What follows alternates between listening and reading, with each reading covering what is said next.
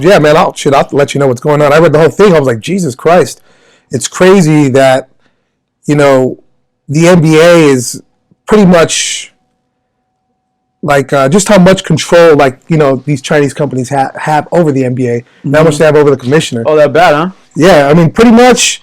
It's like the general manager for the Rockets, showed a little bit of support for Hong Kong, and he's standing in solidarity with them. And China just pretty much they plugged all the sponsorships, told them they're no longer going to do business with the NBA because of that. And it puts Adam Silver, which is the NBA commissioner, puts him in a very difficult, funny position. So he has to cater to both sides. It's like, we're here in America and we respect free speech, freedom of speech, and all this stuff. So what exactly is going on in Hong Kong? Explain it to me. I mean, so I guess they're right now they're fighting for their independence right now because I think China wants to, even though Hong Kong's been independent for quite some time. They were under British control for the longest time, but I think China's trying. Yeah, China's really strong right now, bro. They're just trying to swallow up everything. All these it's in mainland China. You know what I'm saying? Yeah. But yeah, they want to consolidate that into the Chinese republic as well. But Hong Kong is they're fighting for their independence. They want to remain independent. But that Chinese I think the President Xi or whatever his name is, he's really. He's really relentless, and I think he wants Hong Kong part of China. But yeah, anyway, so they're protesting. Dude, if you watch the videos, there's so many fucking people. I seen that. Hell of people, bro. It's amazing how people just gather up like that, right? They look like fucking crabs in a barrel, dude. It's fucking a trip.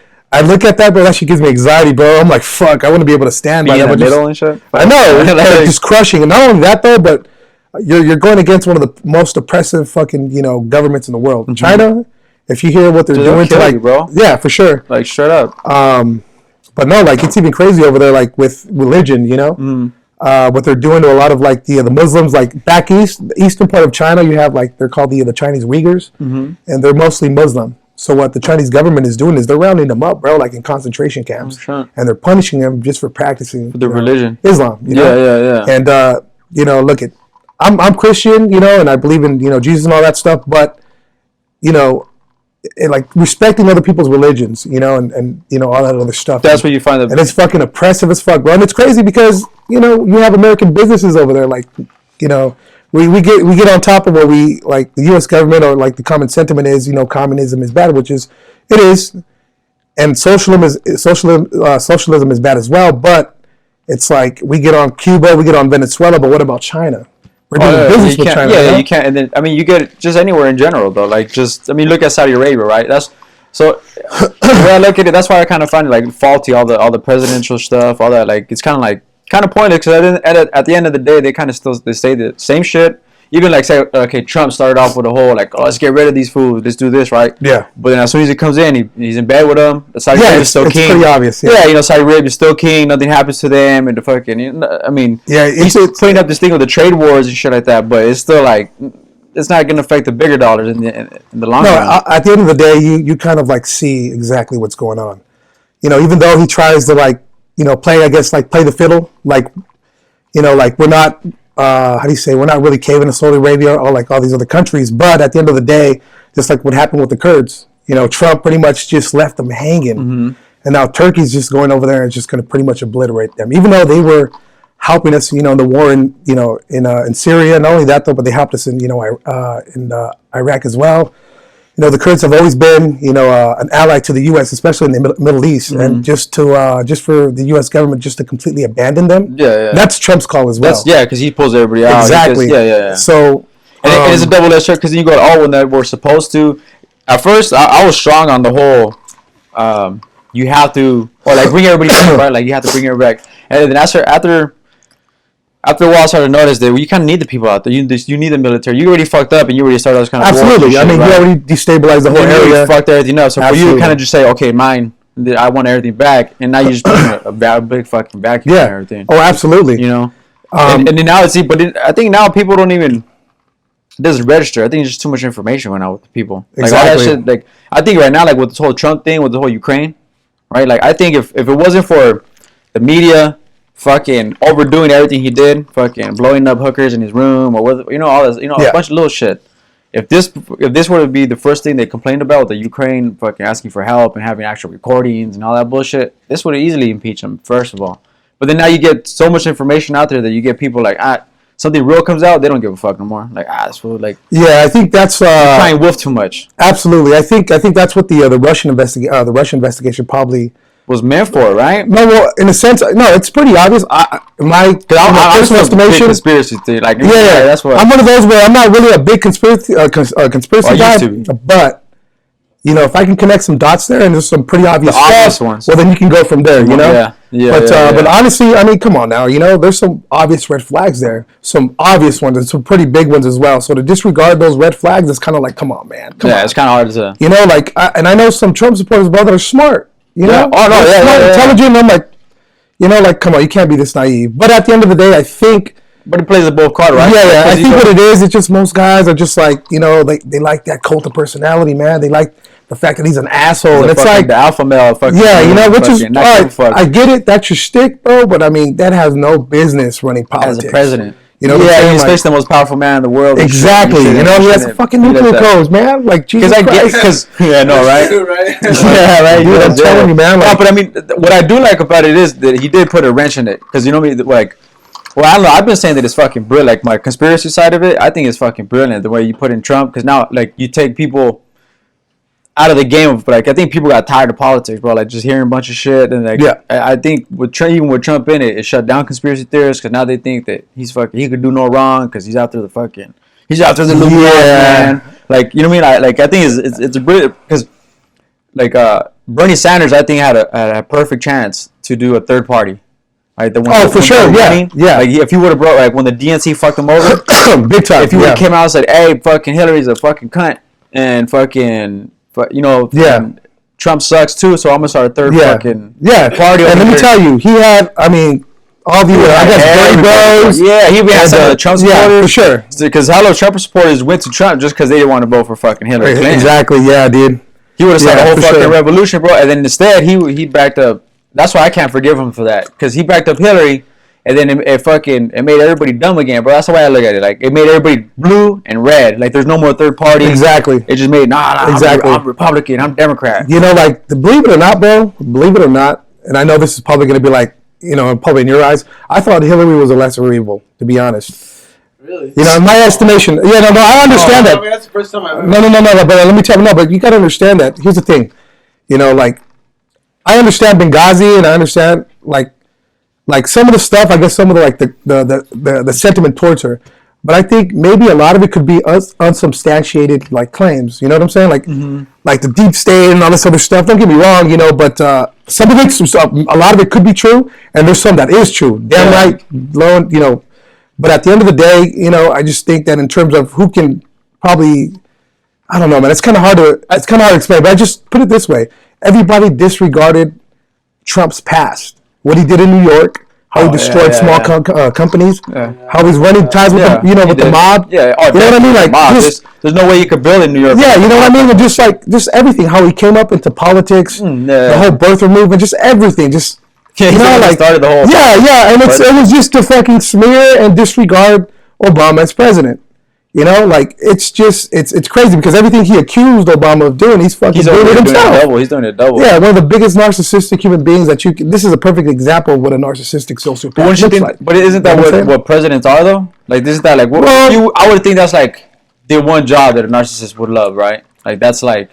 Well, yeah, you can, like, a power move, like, that's just a straight power move. Like, you know what I mean? I control the world, bitch. Like, you know what I mean, kind of thing? Like, I mean, because every president has something wrong with him, right? Like, fucking at one kind of point. Yeah. You know but I mean? if you put it this way, I mean, you have for Obama, you know, for example, compared to Trump, I think there's certain things that I think every sitting president has no choice but to abide by. Oh, fuck yeah! Because of just they're knee deep into the game or knee deep into the process. Like, the military-industrial complex is one of them. I think we had a chat like on Facebook about that too. And I think that's just, you know, it's like you inherit that as a president. You inherit that, you know. What they show them is like they sit them in a room and they show them like the Kennedy, the do's and don'ts, what you can and can't do. Yeah. Well, they just play the video of the JFK. Yeah. It's gonna happen. Yeah. So you can play ball or Yeah, like I do. There is a deep state, but I think that I think a lot of people, tend to.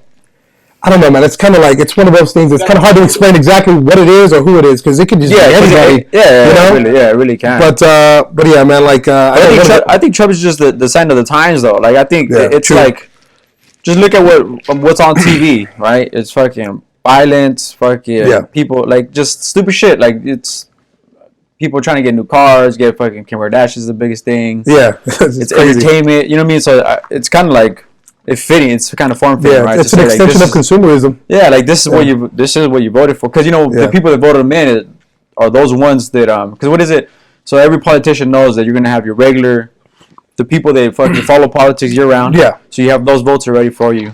The ones that try to get are the ones that watch the ones on the fringe. Yeah, the ones that they don't give a fuck. They just whatever happens to be on that commercial, that's who they're gonna fucking vote for that day. You know what I mean? And that's the biggest battle. People in. And I think the two biggest demographics right now that are like the Latino vote and the black vote. Mm-hmm. So that's like swinging both ways. And I usually vote Democratic because I just feel like I think they represent more of, I guess more Hispanics, or they give more Hispanics an opportunity in Democratic, political forums. More of if you think about it, look at the Republican Party. It's just it's a bunch of tokenism in my eyes, bro. You see like one or two black. Black like Ben Carson, and then you see like what's his name? That one guy from Florida. Forget his fucking name. That Cuban American guy. Oh, fucking. And Ted Cruz, like that. Those motherfuckers right there, bro. They're not even Latino. Rubio. Yeah, Marco Rubio. Yeah. Like to me, I see them as token. Just token Hispanic Latinos. I'm more. See, I'm really in the middle. Like I don't like to put myself into either diagram. Yeah, which is probably the best way to do it as well. Yeah, that's more because I see. Yeah, you know what I mean? Because I see. Socialism is great. Like you see the police department, fire department. Yeah. Fucking libraries, like schools, all that shit. Socialism, right? Because we're all pitching in. Everybody fucking. Yeah, that's a good thing. You need that. You need it, and it works for something. I think it just gets complicated when you have how much population of America, 350 million people or some shit. Like that gets a little complicated when you get. Oh, absolutely. Absolutely. I think it's. We've been a socialist country since the last Great Depression, or the first one, should I say? And I think FDR saw the importance of making sure that Americans have something to back on, which is if anything, it's actually good for for a free market as well, because what happens when you don't have anybody with no spending power? Well then capitalism dies right there on its tracks. Yeah. So you need people to spend. Without it, you can't. Yeah, exactly. So I guess I read a little bit on the first Great Depression, how crazy it was, and some conspiracy sides of it as well, how the banks kind of manipulated the whole thing. And those greedy fucks. Oh man, let me tell you, dude, it's crazy, dude. Let me tell you, if you want to go down a damn rabbit hole, read about that, the first Great Depression. Yeah, I believe it. But yeah, some of it seems like it's credible, and some of it's kind of like, okay, wait a minute. But yeah, I mean, most people, I think when you hear the word socialism, there's a lot of fear mongering behind it. Yeah, because they'll throw in like Venezuela, and they'll throw in Cuba, and I'm like, those countries. Don't get me wrong, they probably do have some pretty bad leadership, and some of those guys. I think that's what it is the leadership. Exactly, but also keep in mind that it's also U.S. interference as well. Oh yeah, of course. I mean, you ever heard about the Monroe Doctrine that was written like written by I forget which president or something Monroe. Anyways. He wrote it in the late 1800s or early 1900s. So it's basically a doctrine in which it gives the U.S. pretty much impunity in Latin America. So the biggest thing is like, read upon it. It's pretty interesting. They could pretty much do whatever the fuck they want. Yeah, so it's like, take all the resources. Yeah, this side of the hemisphere belongs to us, and we don't want any communism or socialism or the spread of, Marxism and all this other stuff. But if anything, it pretty much gave that, it's like they claimed everything for like the U.S., kind of like how the Spanish came and they claimed everything for Spain. For the same thing, and it's easy. Yeah, and then what are you gonna do? Fight me? It's still in effect to this day. It's still in effect to this day. Yeah. So 1823.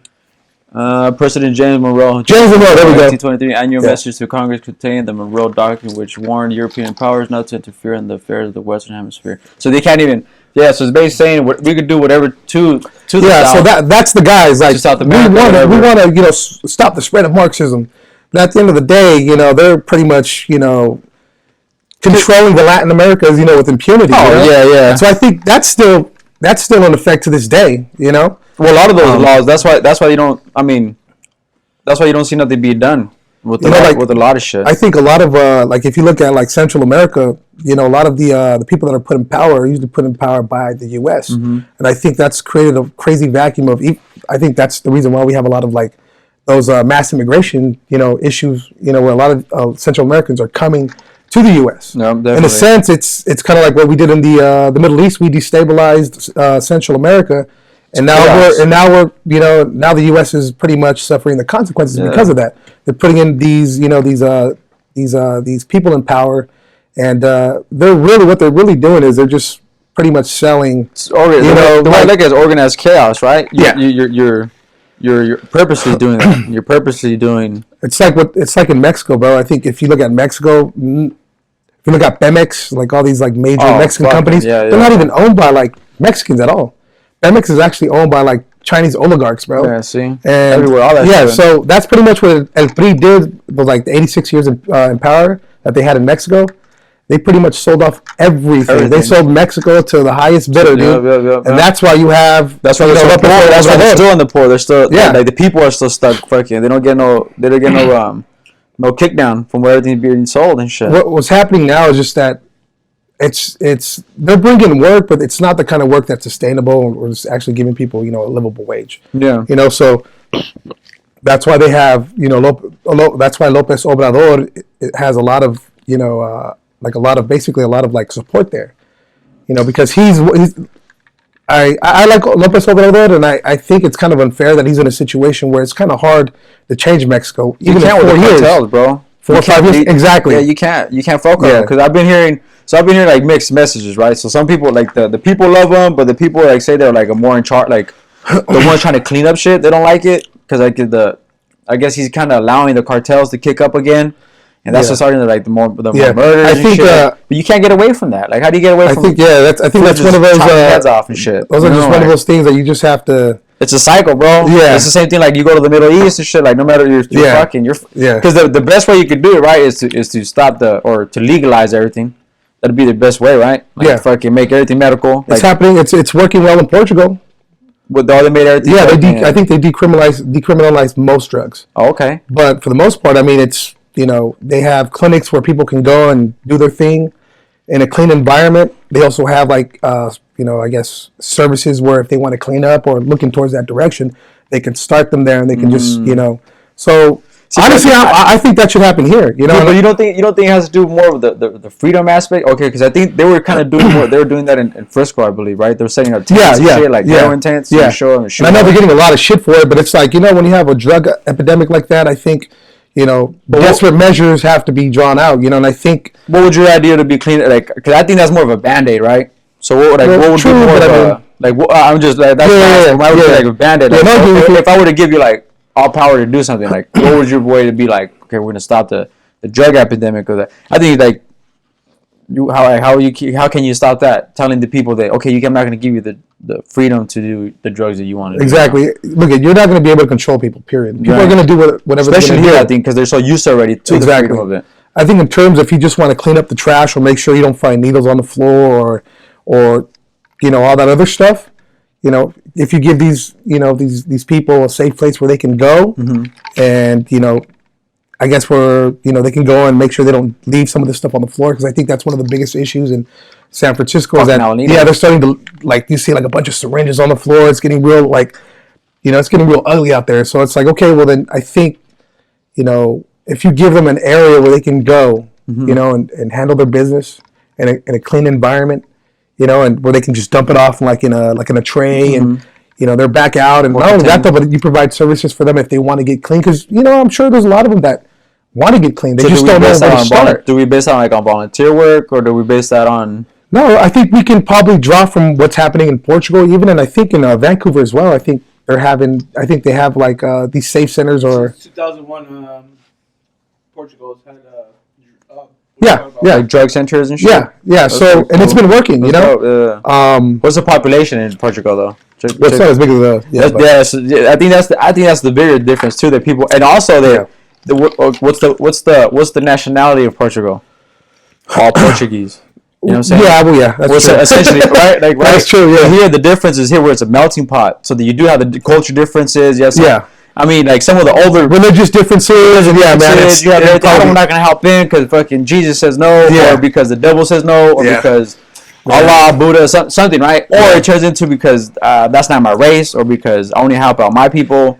It's something that is very fucking true. You know what I mean? But other because people compare like the U.S. Oh, what about Sweden? What about Japan? What about this? They're like, bro, check their race. Like they're all the same. I've always said this. So I was like, you know what? I think the U.S. would embrace socialism just as much as it was just. I guess it was just white Americans benefiting from it.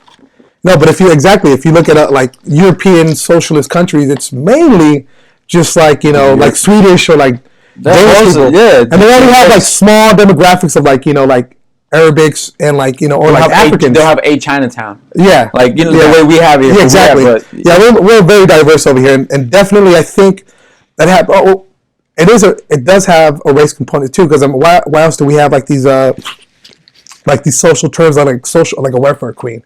And then you kind of like when you think of a welfare queen, you always think of like not to be racist or like that, but like a lazy like Latina or black person, And I think this stereotypes exist for a reason too. Exactly, right. Like but sometimes stereotypes. But my thing is that most people take stereotypes as to reality, the fullest, and fullest. It's not. No. But yeah, and I think people just want to pin the blame on something. But I think that has probably stagnated what socialism can be in this country, in a sense, because they think of that. There's a lot of fear mongering, Yeah, definitely. And I think what's happening now is that even in politics, you just have a lot of money, and a lot of oligarchs, and just a lot of this money coming in and flowing in, and it's just ruining democracy. Yeah, I believe that. It's what are you gonna say? How many people live in Portugal? It's about 10.3 million. 10.3. Yeah, that's the U.S. Like 3.350. California alone is 39. Yeah, it's a small country, which is you're right. So LA got more people than Portugal and shit. Like, I think Skid Row now like I think that makes a big ass difference. I mean, because look, like the whole Black Lives Matter, right? The whole Black Lives. I told my sister, I told her that's not gonna take ground because you have a race in front of the fucking the cause. It's the Black Panthers, the Brown Pride. It turns into a racial thing. Yeah, even though someone supports it, like someone supports it, but they'll be nah. Well, what about Mexicans' lives? Fool, my life's hard too. What about Russian lives? What about this? No. You kind of segregate to their own cause. You know what I mean? I think that's what kind of messed up that cause too. Yeah. You know what I mean? Like, because you get automatically it turns into, well, fuck your people, my people. I can see how that. Yeah, I can see how that. The Jews, bro, we suffered fucking dude. You know what I mean? They get mad. You do have that dynamic. To be honest, like I think it's very hard to have people that are objective that can see, I guess, the reasons for example like Black Lives Matter. When that came out, I'm still all for it. I believe that's it's a movement, and I think what it did, the purpose was to raise awareness, and it did. Oh yeah, it did. And for the most part, it got people talking. It got people engaged, whether it was bad or. I mean, for the most part, it was still. I think it's good, very good. And my biggest thing was how people just try to slander the movement, and try to make it seem like, oh, they're a terrorist group. How? Like how are they a terrorist group? Because they're raising awareness on, obvious. My thing is that obvious incidents. Yeah, incidents, and I mean, what's really look at. We're living in an age of information where almost every every phone has a camera, and more things are being recorded, and we're seeing a lot more of these incidents happening. Do you think it's because like this has always been happening? For sure. There's more cameras now that you're able to record. It's always been happening, but I think now it's just I think it's more accessible now. Yeah. Like it's you see all these crazy videos coming out. It's like, okay, we've always known that this problem was happening, but now we get to see it. No, it's real. Yeah, we get a freaking a bird's eye view to it now, and so. But I think some people take it too far too, because then you get into because I'm pro cop, right? Like I have family on the force. I have I mean. So I'm absolutely. Yeah, like I never look at it. I never look at something to say it's black and white. This about to get fucked up over there. Well, let me get one of them White Claws, bro. Get one. Shit, I'm gonna try one of them. Ooh, okay. Which I don't know what. It doesn't matter, dude. Just pass it on down. These White Claws are fire though, bro. I know. I heard, dude. They get down. I don't even know. I ain't gotta work tomorrow. I do, but you know what I'm saying. But I'll take one. I'll take another Jack though. Well, maybe one way.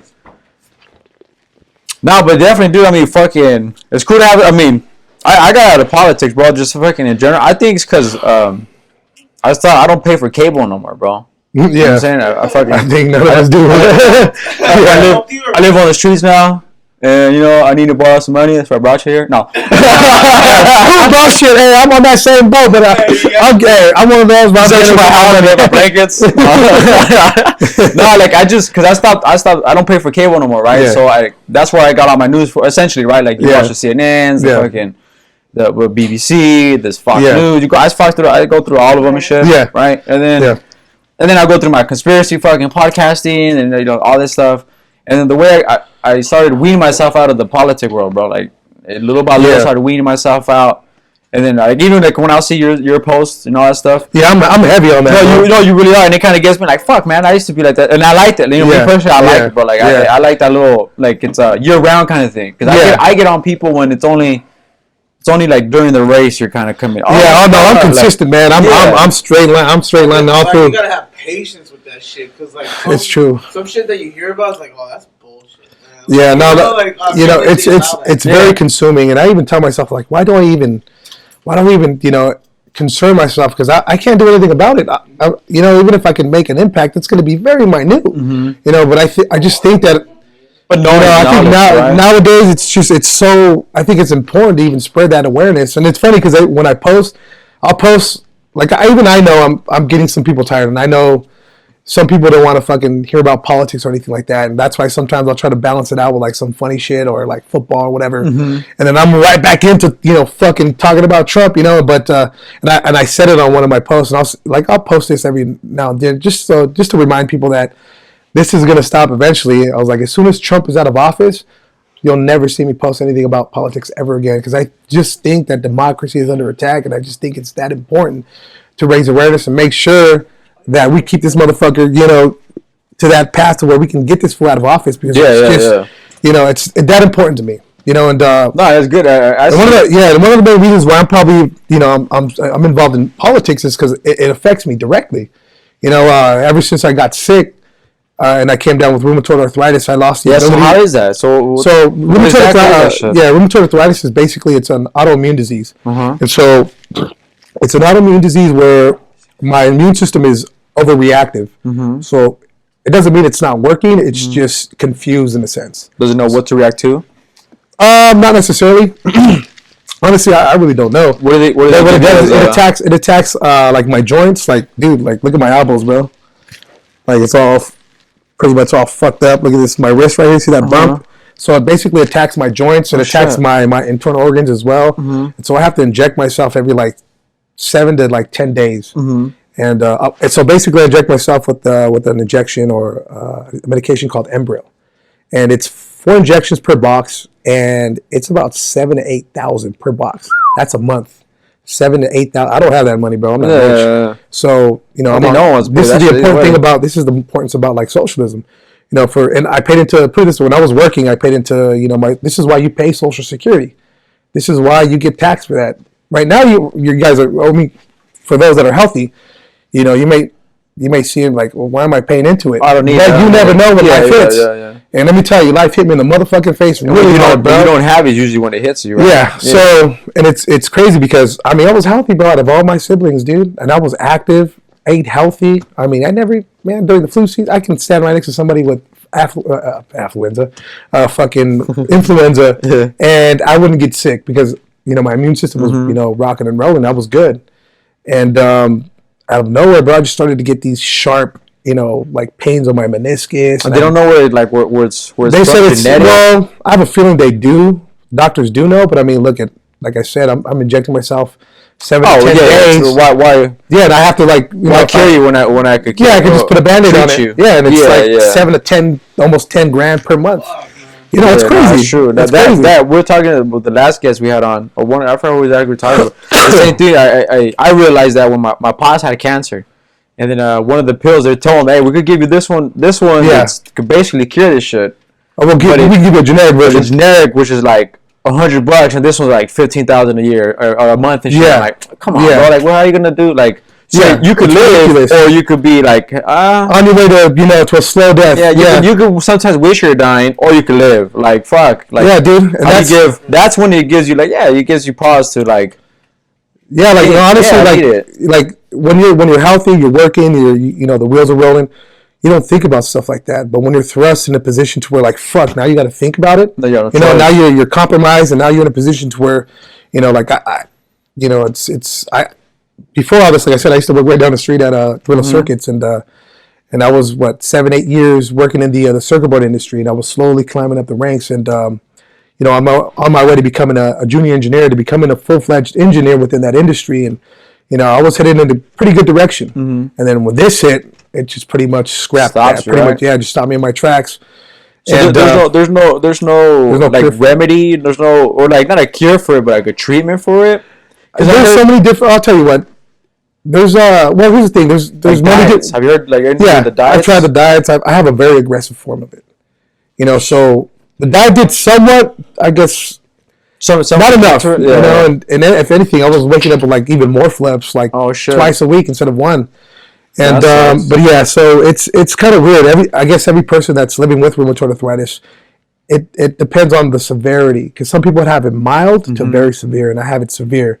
But I know some people that have it like to the point where like they can't even move. That's crazy. Yeah, and it's what's even more crazy that you go to the clinics and you see kids that were born with it, and I'm like, fuck. That's just a function. And I feel terrible for them because they won't be able to live a normal life.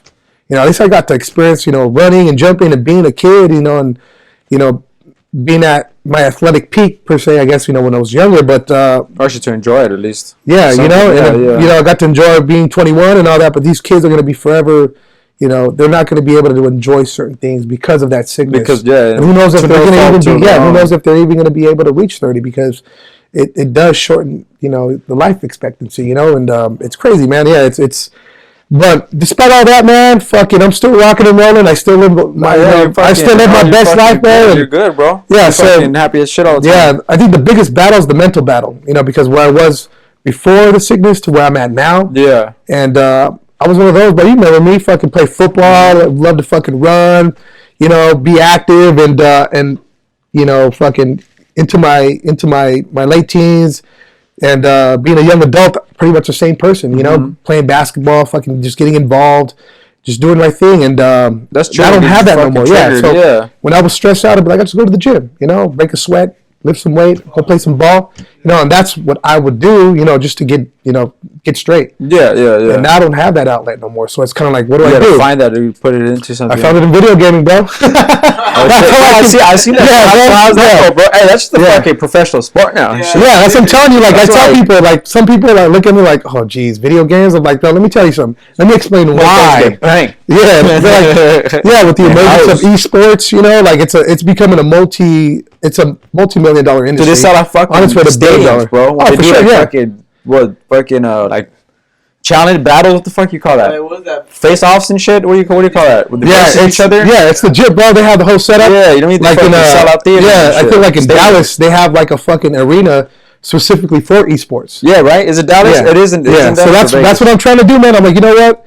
Shit, if I can't go out there and compete, physically like I used to, get that mental game exactly going. And I think that's been a big help for for me in a sense, because I can release some of those competitive juices in that manner. I think the competitive part, I think that's what matters. I think that's what probably drives most dudes fucking nuts. Oh, no, for sure. Like, I think a lot of people, when they're when what they love is taken away from them, so abruptly and rapidly like that, like people can get depressed. Yeah, no, and I'm not gonna lie, bro, like it's no joke. Winning for a night. $3 million. Also, this dude won fucking $3 million, bro, in one night on a Sunday. Yeah, bro. On a Sunday, I'll be watching like Ninja. I'll be watching all these crazy dudes. I'm like, fuck. And I'm like, this fool's got to be on drugs. So I gotta be like on Adderall and shit.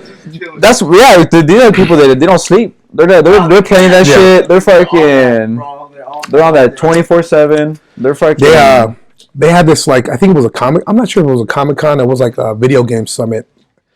No, it wasn't a tournament. But it was at the convention center. And we passed by, and I seen fucking that dude Ninja, the one that crazy #1 in the world was like fucking. Yeah, but I heard about it. Yeah, he has like red hair. Anyways, this guy had a fucking like a bus, a tour bus, like huge with this fucking like has like his well basically him, but like in a caricature. His logo, whatever. Logo like on the fucking side of the bus with fucking Ninja like on the side. I'm like. That's where I want to get to. That's what I want to be, bro. Yeah, but I mean, gaming. He's doing pretty good, with gaming. It's been good to him, and like I said, it's becoming a multi. But is that like the top people? Yeah, you know what I'm saying? Like, cause can I just start playing some games right now if I can come out winning like some money? That's kind of I think that's really how do you go up in the rankings and shit? You got like whoop ass in Call of Duty one day? I think you just gotta apply yourself out there, bro. You gotta like enter a tournament. Right? Yeah, you just enter a tournament, you just whoop some ass and shit. I think social media is a big tool. Right. Like I think if you can promote yourself and push, yourself, an alias in a sense, that guy Ninja has a freaking real name. He has a first. But no one knows him. But fucking exactly. So he goes by that alias. So if you can push, yourself in that manner. And then get yourself in some of these tournaments and all this stuff. And you record yourself doing all that shit, no? Yeah, you can get Twitch. Stitch? Yeah, Twitch, Stitch, YouTube, like Mixer. Yeah, dude, you have all these guys, and you can have. Just for porn? No, what's crazy, bro, is you're starting to see these female gaming, and they suck, bro. There's money though, bro. Yeah, they're just pretty faces, and they'll direct you to their personal fucking Pornhub account, and I'm like, okay, now I get it. Oh, yeah, you know what I'm saying? I'm like, let me go peep this right quick now.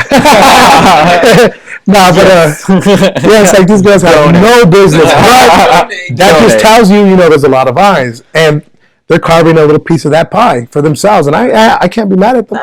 Shit, why not? It's like, hey man, you gotta do what you gotta do. These guys over here, they're like fucking, they're playing Fortnite, they have no fucking kills. You know what I mean? And they're just like trying to get fucking these fucking these squares to fucking hop on their Pornhub accounts.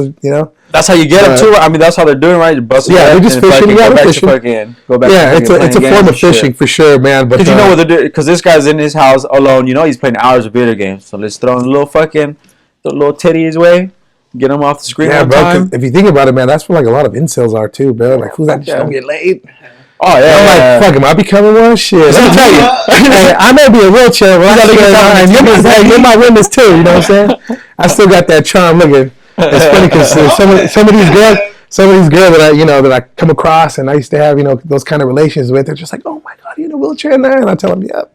So they're just like, and then right off the bat they'll be like, damn. I was like, so you can't pick me up? And I was like, I can't pick you up and throw you up like a pizza, but you can still, hop on this pogo stick if you want, you know what I'm saying? Like, shit, this still works. I just can't pick you up like I used to. You're going to have to pick me up. You can do all the jumping. You can do all the jumping this time. Oh, man, but I still got that charm. My man. No, that's just the trip, though. Like, it just trips me out, too. Like, for, the longest time, I see my boys' little brothers watching, they'll be watching on their iPads, fools playing games. Right, and it tripped me out, bro. This is maybe 5 years ago.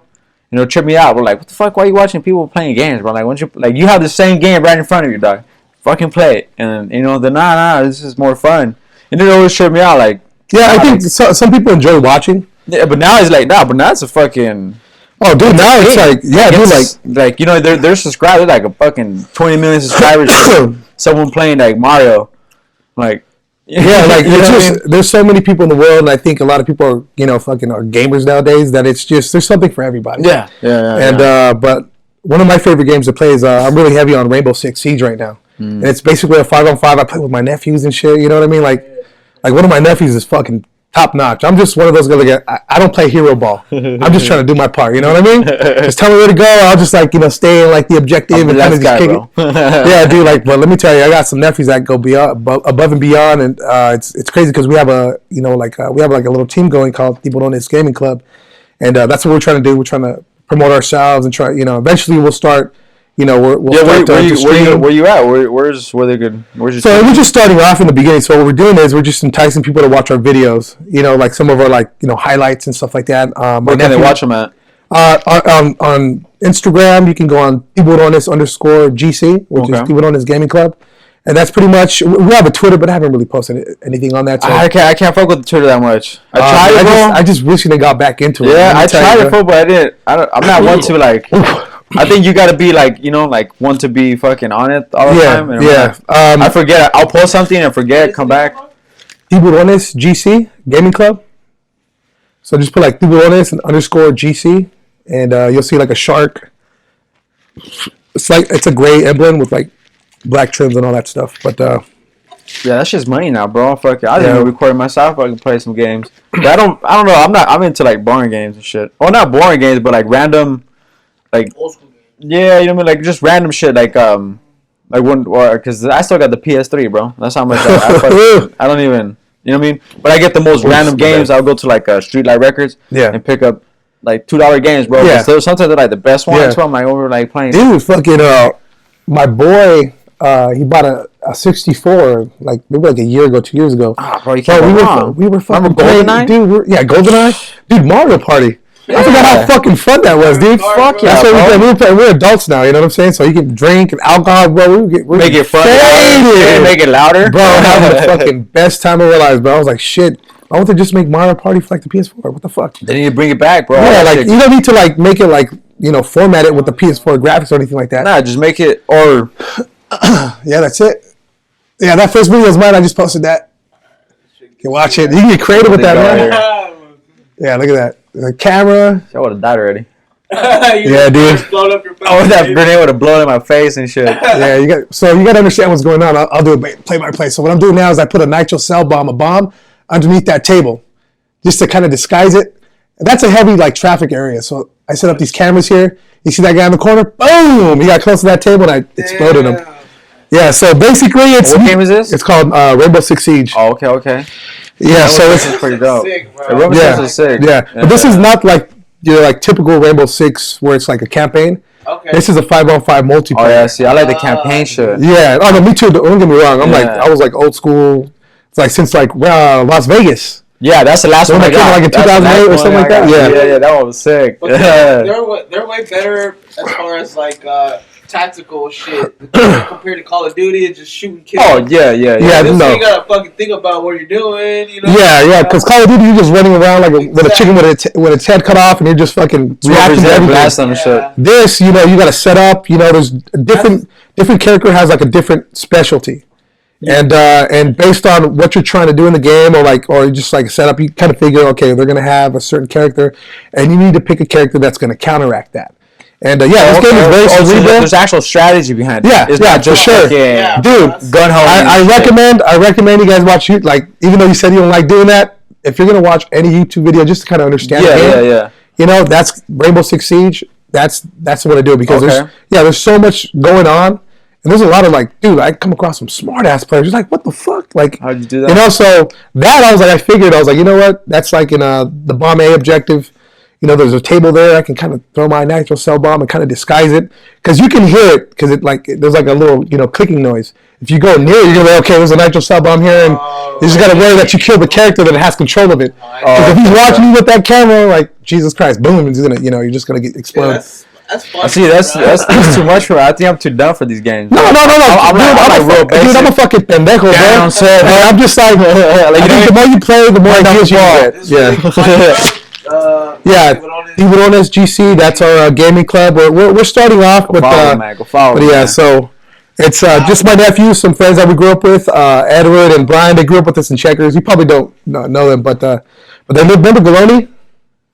Filipino Galoni, he's kicked us. Yeah. So they used to live on top of them. Okay. Remember that one tree we kind of used to climb back in the day, fucking by the in front of the little barbecue pits. No. Remember the basketball court used to be? Yeah. I remember the parking lot right in front of it. Yeah. The big one with Yeah. So remember that one tree on the left hand side? We used to climb up to the very top by the there's a little hill. Kinda. There's so many fucking trees. It's kind of hard to fucking remember. All the trees. Well, now there's not. Have you been back to that spot? Oh yeah. People don't know we're talking about Checkers or Rancho Verde. Yeah, we used to do it. But I've been back recently. They made it all nice now and shit. Man. It's not the same no more, dude. It's not the same no more. Fucking gated community, dude. Let me tell you, Checkers was a special place because there was a bunch of kids, roughly the same age, or like plus or minus 5 or 6 years. But it was fun because you had a bunch of these kids growing up together, and I'm still friends with pretty much everybody I grew up with, like I'm not at all. And no, but you right, but you moved out like at a young age. You moved out. I lived when I was in like in 6th grade. Yeah, you moved out pretty early. And I know you used to come back like sporadically, but I just stopped like before 7th grade. I think I just stopped. I couldn't get rides out there in the morning. Like, fuck it. Yeah, you're living in the South Side too, so But change, man. I think the point years are the high school years though. Yeah, because that's when you get into all your fuck ups. Oh man, you turn into like the crazy things. Crazy ass kicks and checkers, bro. Yeah. Remember Chava? Yeah. Remember Chava, bro? Back in the days when we were in high school, fucking Chava used to throw the best third period parties, bro. Sweet. So like everybody had a shitty ass third period. So like, let's go to Chava's house. So we used to go to Chava's pad, go to the liquor store. Fucking tap, one of the tap shoulders, like a bum, like, hey, bro, buy us like 540s, we'll get one for yourself. All right, we go in there, take out 540s, and we should just kick it in his house, fucking third period, or sometimes even fourth or fifth. The whole day. You know what I mean? And just chug it, bro. We used to chug it, and eventually, people started figuring out where we were going. It's like, where you guys going? We're gonna go to Chalice Pad. And so we fucking go to Chalice, and we started bringing girls with us. Female came through, of course. The rest is history. That's what's especially because you went to Independence, right? That's fucking right across the street. Yeah, pretty much. But let me tell you, it was still like an odyssey just to get the Checkers because there was hella cops everywhere. That's so we would have to fucking jump into the Chinese gardens and then fucking wait. Like, hey, you see them there? Because fucking Independence had at that time, Independence had cops like circling the fucking campus like sharks on a fucking piece of meat in the middle of the fucking Pacific, and then you had like the fucking you had like the campus like advisors that were really POs because Independence at one point was like pretty bad. You know what I'm saying? Like shit. Like even though like you had like I think they had like one of the highest concentrations of valedictorians, you just had a lot of Sureños and Norteños there, bro. And they were just always beefing. Yeah. But that's what I remember. Yeah, that's all I remember. Independence had a bad rep. It wasn't as bad as most people thought, but a lot of crazy shit would go on. But yeah, just to get out of Independence. We would have to like devise a little fucking, exit plan and shit. So finally we'd be like, all right, he's leaving, boom, and we fucking run back of a Schulte and then fucking, run towards the back of a Checkers. And then once we hit that first corner and you look around, I was like, all right, cool. Ain't nobody going to catch us here. Because even if the cops even tried or like one of those fucking, because sometimes even the fucking campus fucking advisors would chase us into Checkers, bro, because it was so nearby. They were near and they have golf carts, bro, so they chase us in there. But like once we get into Checkers, bro, you ain't catching us, bro, because we know all the cuts. We're gonna climb on top of a tree. We're gonna go behind a bush, and you're not gonna know where the fuck we are, bro. You know what I'm saying? Like we had the advantage once we were inside the Checkers, but whatever. Oh yeah, fuck yeah! Just not like they were before, but I mean they cut a lot of trees down. But they cut everything down, bro. I'm telling you. They cut down. They cut down. We had a porn bush, bro. Remember that? Oh yeah. We talked about that. I even told about them too. Fuck yeah. Want me to tell that story? Bro. Hey, dude, like we had like the holy grail of like porn magazines one day time, bro. We fucking found a box. Well, let me tell you, that box got moved around so much though. Yeah, before it got to the bushes. That's literally the holy grail of fucking porn fucking magazines. All the dudes in the apartment. We found it. We tried to keep it a secret for the longest time too, but Chinese whispers and big mouths. Anyways, fucking so we found. Well, we used to dumpster dive. We didn't give a fuck, right? You used to find some fucking stereos and like some shit that was fucking golden. Still usable, right? Like, I don't give a fuck. We were kids. We didn't care. Bro. I don't give a fuck. We didn't care. And one time, fucking my boy Bacon Christian, he fucking found a box and he goes, "Hey, come check it out." So. There was an aura, bro. Like it was an aura. We were like, "This has got to be good, dude." so floating? Shit, it's fucking gliding. Holy shit, there must be some porn in there, bro. Literally, bro. Fucking no. So we go in there. He's like, "Hey, peep this." So I go over there and I look, and I'm like, "Fuck." What do you think's in there? So his little brother's like, "Fuck." Couldn't even wait. He's like, "Let's find out." So he jumps in there and fucking just like rips it open, bro. And like as soon as he opened. Like the first fucking cardboard fucking arm, you just seen like a P, bro. The PL, and they're like, this is getting good. This is getting better. As soon as you see play, it's all over, buddy. You know what I'm saying? Like it's pouring hiding it. You over here? What the fuck, bro? No, hell no. Thank God. But no, once we opened it up, dude, it was just fucking. I think this fool had like a collection from like the 70s until It like had, the fucking bro. mid 90s, bro. Like almost every single month to like almost every year, bro. Yeah, literally, bro. Hustler. They had a bunch of shit. Yeah, like Penthouse. Hella Like, this shit, guy bro. was just a fucking the hardcore perv. shit. Fucking assholes everywhere. I'm always here calling this fool a perv, and we're like fucking. Man, let me get it. It's crazy, bro, because that was my first hustle. Fucking selling like little pictures of like naked girls and shit. Like, you want this? I'll sell it to you for like $1, or just give me an icy. For real, the ISIS. Yeah, Nah, dude. it was crazy, dude. So then that box, it fucking moved around from like spots, from location around the apartments and shit. And then we found, like, all right, let's put it right here behind the fucking daycare. Yeah, so it was like behind the daycare, you just had like a set of bushes that were like pretty like tall and pretty heavy. And right behind the bushes, you had a wall, and like in the center of the wall, there was like a little opening, A little cutout. You know what I'm saying? Perfect. Yeah, you can come in and out. So we said, bro. that was like our first order of business, not to tell anybody. I was like, you guys, this is like a fucking sworn brotherhood of like fucking Crack dog. like, you're not supposed to say anything to anybody, okay? Like, don't tell anybody we found all this porn, and don't tell fucking, for example, don't tell Nacho. Because, you know, that motherfucker is going to steal shit. Take everything, and that's it. Well, fuck. Because we fucking thought of porn like currency and shit, bro. Yeah, bro. That shit was crazy. nuts. Yeah, we were fucking. And it was crazy. I kids, find bro. it crazy now that, like, I don't think the youngsters, because even people that grew up in apartments now, like the newer apartments, there's no fucking like community there, because there's there's no yard to fucking run around in. There's no nothing. I thought you were gonna say porn was hard to fucking come by. No, that's too. Because nowadays, I mean, we went to adventures, right? We're going through like fucking jumping walls. Yeah. Shit in there, fucking. The porn's getting wet. I'm like, oh fuck, this man got fucking wet. What the fuck, right? And then, but now it's like, it's just. Oh, there it is on my iPad on fucking screen. It's much more accessible now. Let me slide Yeah, it. bro. But imagine being at that age having that accessibility. Yeah, or just finding something like that because it was taboo. You're like, oh fuck. Yeah, but now it's like nothing, right? Like, yeah, like So you can find it on your phone. but it's just way more accessible. It kind of kills the thrill of it, but that's but like, oh man, you want to know who took it? Do you know to this day? No. Fucking Nacho. Yeah. So what happened was this fool was scoping us, bro. This fool was scoping us because somebody told him. So like it's funny because he goes, yeah, I saw all you dumbasses go inside the fucking little hole, bro. Little train go. I was like, now I know what you guys are keeping it. Fucking. So he came like that very same day that we fucking stashed it in there. He came that night, bro, and he took it all. He took it all, and I found out like maybe like a couple years later. So yeah, I'm the one who took the box. I was like, oh, it was you, motherfucker? Yeah, they took our shit, bro. Yeah, dude, I can't even, bro. Honestly, I can't even believe we're even talking about it, bro. Like, shit, I'm embarrassed. Anyways, we were kids, bro. We were kids, and this was like 3 years ago. Yeah. I flipped it open with a stick because it's on the other side of the fence. So I'm like, trying to flip it over. Bro, we got fucking stories for days, bro. Checkers is crazy. I got so many fucking stories. We'll be here all night. We'll be here for a month straight, bro, if I fucking tell them. But yeah, man, it was a special place. It was fun, and you know, a lot of those friends became family. And like some of the brothers that I never had, I grew up with 4 siblings, and you know, my closest friends I consider, you know, my brothers. You know, to this day, you know, like even when I got sick, though they had me Buscan, they still look for me, and so you know, they still close. And shit. Yeah, like we became brothers. You know, we became brothers, and it's a beautiful thing. So that's why I'm always saying, look, even though I didn't gangbang, I was not a part of Far Side. I grew up with all those guys, and I love them.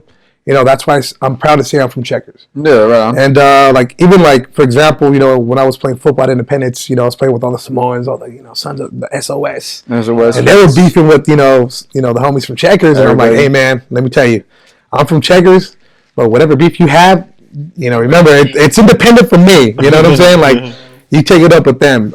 I'm not involved or anything like that. And they'd be like, well, tell your boys this. And I'm like, you can go tell them. Shit, I'm not going to get involved. I'm no middleman here. I'm here to play football. Yeah, but they would always like tease me, but like, what's up with your boy? You know what I mean? Like, man, maybe we should send him a message through you. And they knew what's up. But it's all love. But I've always showed everybody respect. And I always let them know that I represent the, you know, I guess the academic side of Checkers. No, I was playing. Shit, you know. Checkers had a brain. Yeah. Checker had a brain. Shit. Yeah, nah, it's crazy, dude. I mean, shit, time for life, bro. Like, you fucking, I never really... I mean, the last thing I thought was I'm sitting here, fucking, inviting fools over for a fucking conversation and shit. You know what I mean? Yeah. Like, I haven't seen you like in 15 years, but it's like we never stopped talking. Yeah, definitely, bro. Like literally, I haven't seen him like fucking since that one time I told you. Like, We were like 13 or 14 or 15 years old. 6th, 7th grade, bro. Yeah, and that was like the last time I'd seen him. So, and it's like, shit, we're taking over where we last left off. That's a good thing about Facebook and all that shit, right? Yeah, exactly. Like, I mean, exactly. That's what it was meant for. Yeah, to keep up with still somewhat of a connection to. Like a lot of like old friends from like elementary. I found them on MySpace, and then from MySpace it switches over to Facebook, and then so on and so forth. So yeah, I mean, it's crazy to see how like fuck. I remember like it was yesterday. We were lining up on the bus to go to school. Like early in the morning, shivering, and we had to fucking go to Mr. fucking Almeida's class. Yeah. But yeah, man, it's crazy. I remember all that. I have a pretty good memory despite all the crazy shit I've done. Yeah, no, for all the crazy hardcore drugs that I've experimented with. But yeah, man, it's a beautiful thing, and to still have some of these, to still, those childhood friends, to call them, like family to this day. It is a beautiful thing. So and to be able to still sit here and still say, absolutely, still be able to tell the stories, bro. Yeah. Oh, dude, rich, bro. Like Checkers is soil rich, soil rich with just, with just personality. Stories, love, you know what I mean? Because a lot of, like a lot of like my friends, their family became my family, and their mom, like, for example, Gabriel, his mom was like a second mom to me. She would always feed me, treat me like I was one of her own, and I'll forever be grateful to that. And yeah, like at one point I moved out of Checkers, I think my sophomore year, and I was still there, every single day, and I'd go to Gabriel's house and kick it before my mom would pick me up and drive me back to I think I was living in the West Side. Down the street from Horseshoe Park. No, I'm still working on this one. Yeah, these are pretty freaking. They smack, bro. Shit, go down, right? Yeah, these smack. It's cool because I kind of feel like I'm hydrating at the same time too. I don't know if I drink another one. I'm gonna drink another one. Probably take one home with me. No, but yeah, man. Like, fuck, what was I saying? So I was living in the West Side at the time. Yeah. And I was literally living like right there on like fucking what is it? I think Horseshoe Park. Yeah, like West Side Mall, bro. Daniels. Yeah. And I was from Checkers at the time. They were beefing. So I used to like walk out there and play basketball at the park, but I never told any of them that I was from Checkers. Yeah. Because if I did, done. Because these fools, they're crazy. Yeah, these fools, and then these guys didn't play. And at that time, they had funk with Checkers, and it was a pretty tumultuous time. Mm-hmm. So I was living there, and I was still going to Independence. I was using my Tia Rosa's fucking address. But yeah, I used to go to Gabriel's house, after school all the time, and she would always have a plate ready for us, and there we go. Yeah, like fed me like I was one of her own, and almost every Thanksgiving I was there, like, so yeah, like the sisters, everybody, they're like my second family. They are family to me in my house. Yeah. So Tim, he's like one of my carnales. He helps me out, and he's always there for me when I need him. And I mean, shit, every single day, bro, we'll like fucking post like funny ass shit. We'll send shit to each other. He's like the brother I never had, bro. And remember Angel Anaya también? Angel? Fuck. I'm not sure. You probably have to see his face. I know like 4 different angels right now. Common name. Yeah, his angels are very common. Yeah, and shit. he's another close one of mine. And Chava, I see Chava every once in a while, but I still keep it cocked out. Yeah, he's doing good. You know what? Actually, I was telling a story the other day. What the fuck I was talking to? But well, growing up, we always heard that rumor of like if you're a black belt or some shit, that if you whip someone's ass or you get in a fight, you're considered a weapon or some shit, and you get time and shit, right? Yeah. And then what the fuck was it, bro? You remember Pepe? Yeah. So it's all bad. So I'm not gonna get into that. But I remember. I still got a love for it. Definitely. But I know there's some people out there that are watching this specifically for that, so I'm not rather not getting into that. But it was fucking. I remember growing up thinking, that's the reason why he got fucking busted and shit, because he's a weapon, bro. Like, you know what I mean? I was talking to some dude about that, like how when you're growing up, how you could kind of just fall into like believe into different shit. Yeah, Pepper was his dad was a black belt. Yeah, and remember he was I seen him the other day. Like it's funny because I remember I bought a fucking yellow belt. I bought it at the flea market. I had it's funny, like let me tell you, bro. I'm not proud of this. I'm not proud of this, bro. But I went to the flea market and I was like, ooh, it's a yellow belt for like $3-4. So I fucking bought it, right? And I walk around Checkers, walking around, fucking with that shit tied around my waist. And I was like, respect that. Respect that. We're about to go down real quick. And it's funny though, right? Because even though he knew karate, I still whoop his ass. Like, no, it's not. Well, sometimes no. Let me tell you, we go back. That's what happened. We go back and forth. He'd whoop my ass and I whoop his ass. It was back and forth. Yeah. But I mean, that's how we go, bro. We all fought each other. We were kids, you know. We all had short tempers, and we were just fucking full of energy, bro. So he said some shit, or he did some shit. And we're like, fuck you, and you know, that's how shit would start. Yeah. But I remember that day, I fucking put on that yellow belt, and I'm walking around. I was like, where's Pepe at? We're about to get into a fucking karate fucking duel right now. Whoop his ass. And he was just like, that's fake. And I was like, it's real. And where did you sign up at? Because they went to that dojo down the street. Was it Frank Shamrock? No. Actually, before that. Oh, before that? Before that, it was a Taekwondo dojo. Oh, okay. And then then it was a Wing Chun fucking dojo by some dude named Ray. I still remember him. Fucking one of those fucking. He reminded me of that one karate dude from fucking Napoleon Dynamite. Remember that dude with the American? Yeah. It's like, take my class for $90. You think anybody wants a roundhouse to the face one of these bad boys? Exactly. That fool reminded me of him. I was like, he's selling snake oil, bro. This fool is just like fucking hitting. So he had like the whole get up. You know, this fool was like fucking hitting the Wing Chun fucking, you know, the little dummy and shit, and the fucking arm almost hit him. He's like, doo, doo, doo, and the fucking, he barely missed it. I was like, nah. I was like, right when that shit happened, I was like, this fool's selling snake oil, bro. I'm out. Like, I already knew. Like, this guy was fake. So after that, then it was Frank Shamrock. He bought that little dojo. Like, they converted it pretty nice because they just had like one section, and they bought, I guess, the next suite that was right next to it, and they expanded it. Okay. Now it's like a church now, bro. Like, Luz del Mundo or some shit. I don't even know. That shit went south, huh? But yeah. It was crazy. Frank Shamrock had a dojo back at Checkers. Yeah, as you think about it. But yeah, it's no. So, dude, Pepe and his little brother Sebastian, bro, they were badass motherfuckers. They would, bro. If you look at the room when we were kids, because like nobody was allowed to go in their house. That was like the only house you couldn't go in, because like the grandma and the grandpa didn't like. You know, we were bad kids, and for good reason. You know, I can understand their concerns having us little fucking, fucking everywhere. Yeah. But yeah, we used to he used to open the window, and we used to just talk to them from the window. And then if you look inside his room, dude, they had medals and trophies, fucking for everything. They remind me of like fucking Nate and Nick Diaz and shit. Oh yeah.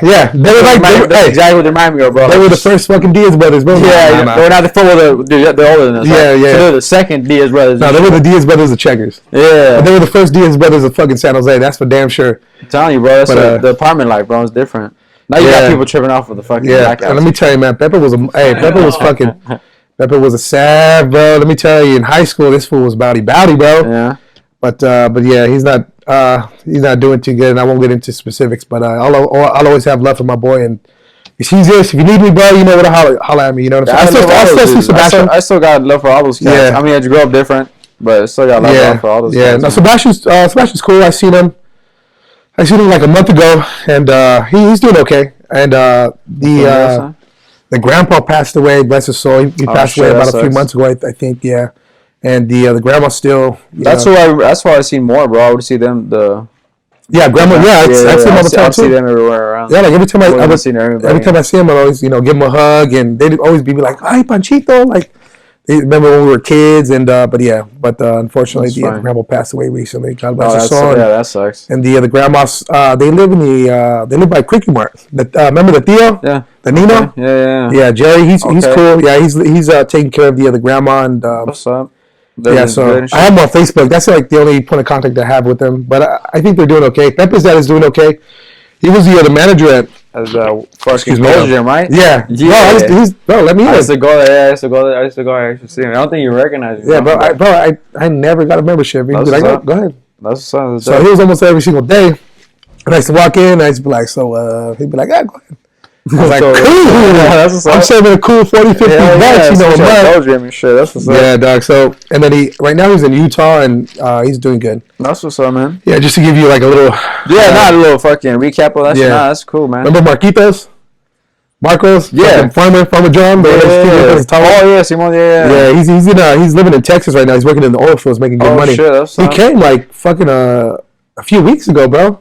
He came to visit his dad and his mom still live here. His sister and his nieces and his nephew and his brother-in-law, they're still living here. But I think the parents, when they're retired, they're going to be moving to Texas. So he went out there in search of work, bro. And let me tell you, he's straight oil. Yeah, literally. Yeah, that's good, dude. Shit. Yeah, no, he's doing really good, bro. Over here, just, here in the Bay Area, it's, Thanks, you good, bro? Yeah, I'm good. I'm still working on this. It's too fucking expensive, dude. It is. California in general. Yeah, I think the thing is that, like, if you can't move fast enough, bro, you're gonna get stuck. You know, like here, this is a fast way of life here. Fast way. You've got to be on top of it. You know what I mean? Like if you want something, you got to go and get it.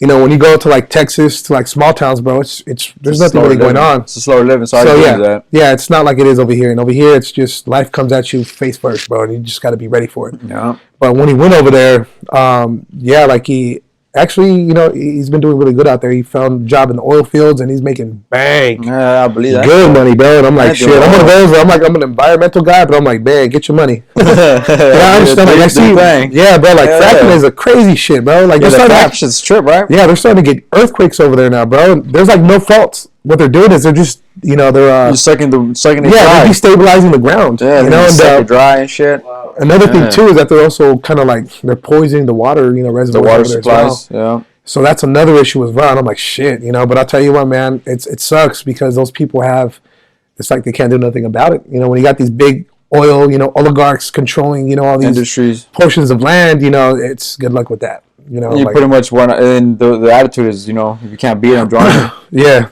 exactly. I mean, they provide work. You know, it's a two-edged sword.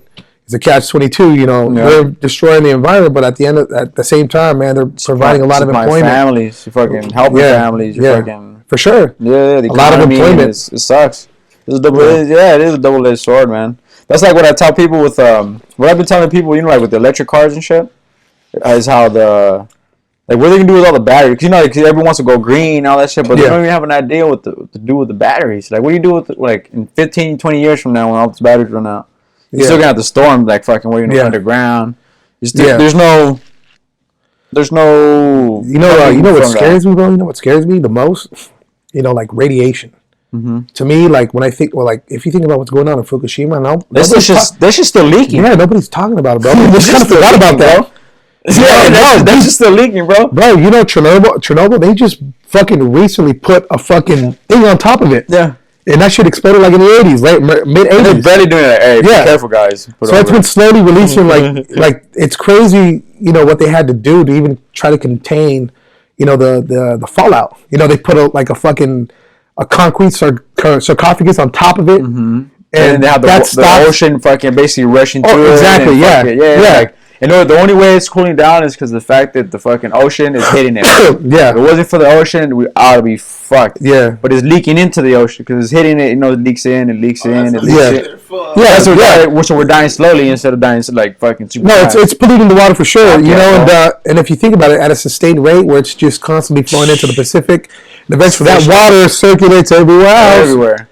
You know, pretty soon, like, yeah, bro, like... I think they already tested it here, right? Yeah, like, they tested some water here already. Whose fucking idea was it to fucking split the atom? Who the fuck was it? You know what I'm saying? Like, this guy, sometimes we're better off not knowing certain things. And I think that was one of them. It's like, you know, I think that's just some forbidden knowledge that we probably shouldn't be, you know, because we don't quite understand the dynamics of radiation, or should I say, you know, atomic energy. Mm-hmm. And we certainly didn't know about, you know, just what fallout was or just the devastating effects of radiation, bro. But it's like, it's kind of like we need it because, I mean, we're growing population. Industrialized. Yeah, like we're like a very, you know, a species that needs a lot of energy, bro. And it's like... The fucking we'll think about it later. Yeah, like... We'll think how to solve it later. Yeah, that's why it's important, bro, to find an alternative, man, because I mean, how many more fucking Fukushimas and Chernobyl is it going to take before we completely destroy, you know, the fucking planet? But it's not going to be sustainable. If you think about it, bro, fucking, you know, like you ever watch fucking Elysium? Yeah. With Matt Damon, Elysium, where they fucking have like all the fucking rich elite. They live in that fucking spaceship and all that. Yeah, bro, that's probably going to happen. I wouldn't doubt it, bro. Yeah, that's why. That's why they're trying to colonize Mars and all that shit. Who do you think once they make it stable? Exactly. Because they're gonna send these dumb fucks out there first, right? The ones that volunteer. Yeah, the test dummies. Yeah, the volunteer to die, bro. You just volunteer, get shot up. You're not gonna come back. They're gonna leave you there. You're gonna die there. You'll be the first couple rounds, and then once they get everything stabilized, who's the first ones to go up? Exactly. The ones that have money. Yeah. So it's gonna be $1 billion per fucking jet. All right. You're not gonna pay that. I'm not gonna pay that. You're not gonna pay it. Yeah, I mean, fucking. And then we get stuck here. Yeah, that's why Bernie Sanders says the 1/10%. You know what I mean? Because that's basically who the elite is. He's like telling you exactly who these motherfuckers are. There's only a handful of them. Yeah, you know, because even the millionaires are not gonna make it. Yeah. Oh well, shit. I mean, like a millionaire. Like a millionaire, I don't think so. Yeah, billionaire for sure. You have like multi-millionaires. They're probably gonna be like fucking. You know, how do you say the top 1/10% or the elite is gonna be like in first class, and even the billionaire is going to be like in the fucking back seat. Back in the back of Peanuts are these. Like, this is I get. Back in my day, we had first class. Well, not today. Yeah, and then we're gonna be here at the I think it's the service. They're gonna have all the like mediocre shit or like whatever. Now they're just gonna have us rotting here, bro. No, what is it like? They're gonna have us building, like the supply parts to the shit. Oh, for sure, yeah. They're gonna have us doing all the labor to the shit they need. Yeah, that's like, always been the attitude towards workers. You know, like you think about we're it. trained to, right? That's what education is. It was to make good workers. I mean, why do you think good factory workers? You know, like the railroad workers. Yeah, you wake up early. You go into a bell. You come out to a bell. They want worker bees. They want Smart people that enough. are just docile and that'll just do what they're told. Like, what do you think they fucking killed the shit out of Jimmy Hoffa, bro? Shit. You know Jimmy Hoffa, the guy from Teamsters, the one that bro. Mm-hmm. So he's basically the reason why we have like unions today and why we even have like weekends and like paid leave. You know, so he basically, from my understanding, is that he worked. Even though he was kind of like mobbish in a sense, but he was rash, you know. But you know, a lot of the reasons why we enjoy some of the benefits we do as workers is because of him and the Teamsters and unions. Yeah, they're the ones that started the unions, right? The mobsters. They're the ones. They're the ones that did. It's you come to me for the protection, and then eventually it turned into legitimate, like exactly to an actual good cause of what it was. Exactly. So I mean, shit, man, think about it. If you look at like the French, even like medieval times and like in feudal systems, where you just had, the peasants, or you just had like, the serfs doing all the field work and doing all the hard work, backbreaking work just for the bureaucratic class. And if you look at what happened, even if you look what happened with the French Revolution, where they just fucked this shit, and they killed off all the fucking... all the elite. All the fat cats, bro. Yeah. And that's why they're scared of the knowledge. They don't want people... That's why they keep them busy within each other, fighting within themselves to keep it away from them. I think that just... That's... shows you the importance between, I guess, the working class and, business owners. It's like you got to have that respect. Because remember, you have an idea and you have a business you want to run, but you need people to help you, run that company, or, even, realize your dream. Yeah. Just remember that these people, are devoting, their personal time, definitely. For your business. And I think that's an important piece. That needs to be a balance. Yeah, exactly. Yeah. What's happening in China and fucking, that's what you don't want, right? Honestly, I think that set a bad precedent. Because I think that they want to do that here ultimately here in the U.S. I believe that they want the China model here. Yeah, they want to pay people cents on the dollar, pay them very little, work 6 days a week, fucking exactly. And I think that's the battle right here in the Bay Area. Like, and it's crazy. Like we were talking about how crazy these tech companies and just how powerful they can be, to where you have these news agencies and, journalists and all that stuff that they don't dare to speak out on these tech companies and what's really going on behind the scenes. Did you see the whole the Stephen A. thing on First Take? So Stephen A. Oh man, I fucking hate Stephen A. Yeah, a lot of people do. A lot of people do. I don't mind it. Yeah, you trashing my cowboy all the time. I was like, yeah. Fuck that I don't mind it. Yeah, I get fucking pissed too. So you know what? He don't even have a fucking team. He tells all this shit. He has 30 favorite teams. But anyways, he has 3 favorite teams. But I guess he they're talking about the Adam Silva. That's what got to about the whole Adam Silva thing, right? I guess so. That Adam Silva said something about Hong Kong or whatever. And then Stephen A. said something about everybody's talking about this. He goes, but no one talks about Palestine.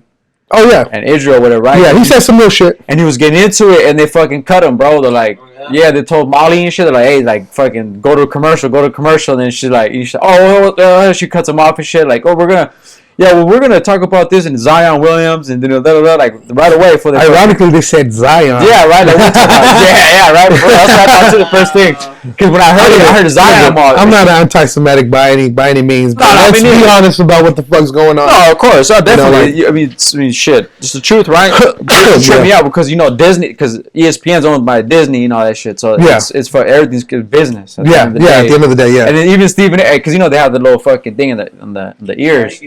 So I think because even Stephen's like, we'll come back. Because I think they told, what are you doing, fool? Like, don't talk shit. Like, I think they're fucking chewing them out. Yeah, for sure.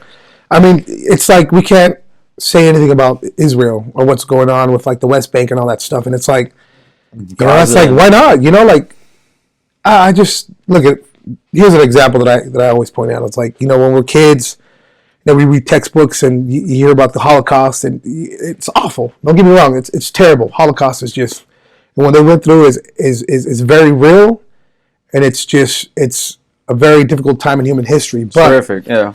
It's like you think about the Armenian genocide, and not even though the Khmer Rouge, Everywhere. the genocide in Cambodia, that all these other genocides that don't get the proper exposure, and it's like we're always fixated to feel empathy for Jews, which we should, but it's like I think you hear the term like never again, that's according to like Holocaust, and I was like, I think never again should apply to all people. See, and then what I'm saying, when you add a race to it, I think that's what fucks up your whole campaign. Yeah, that's true. Once you add a race, because it turns into, well, fuck, what about these people? These people went through worse, to the same, if not worse, things than what the Jewish were going through. Yeah. Or, you know what I mean? Like, I think I see your point, and it's very valid. No, for sure.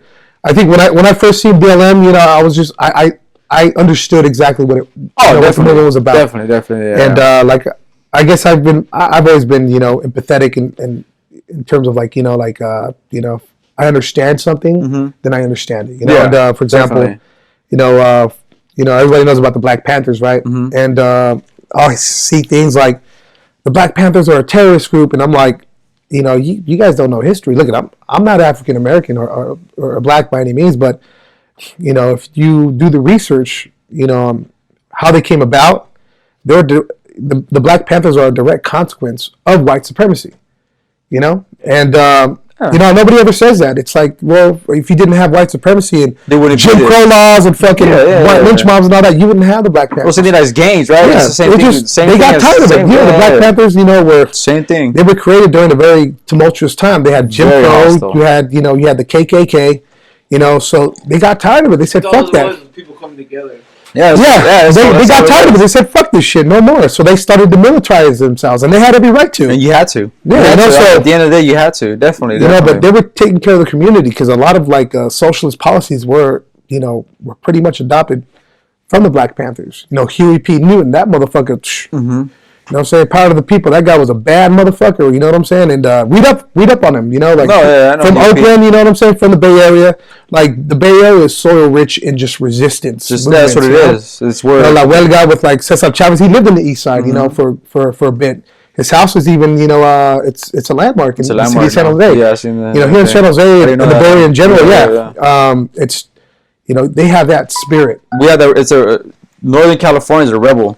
It's like they're known for being rebels, bro. Like going against the fucking norm. It's fucking like going against the norm but making it right. You know what I mean? Like it's always just something justified for something right to progress. Yeah, it's always a progression. Just like social struggle. Like you hear the term social war and also all this other stuff, and because sometimes it gets tired, and then sometimes you have some corny ass people that kind of just kill it. It's with the whole like I'm big on First Amendment. Yeah, because if someone could record, if I didn't have these cameras on, I'd probably be talking way more shit, doing way more stupid shit, right? Like just let's do it. I'm down.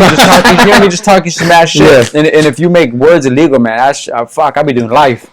You know, for some of the stupid shit that I say. Yeah. So when people get too entangled into the words, my only thing is like don't call for action.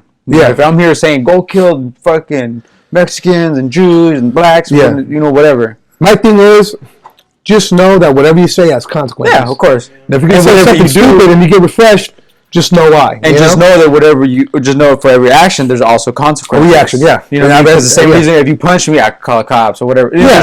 There's always a rebuttal to whatever it is. My biggest thing with the First Amendment is that you just have a lot of people provoking people. You just have a lot of these provocateurs. Yeah. You're always gonna have that. You're always gonna have just these fucking squares that want to get.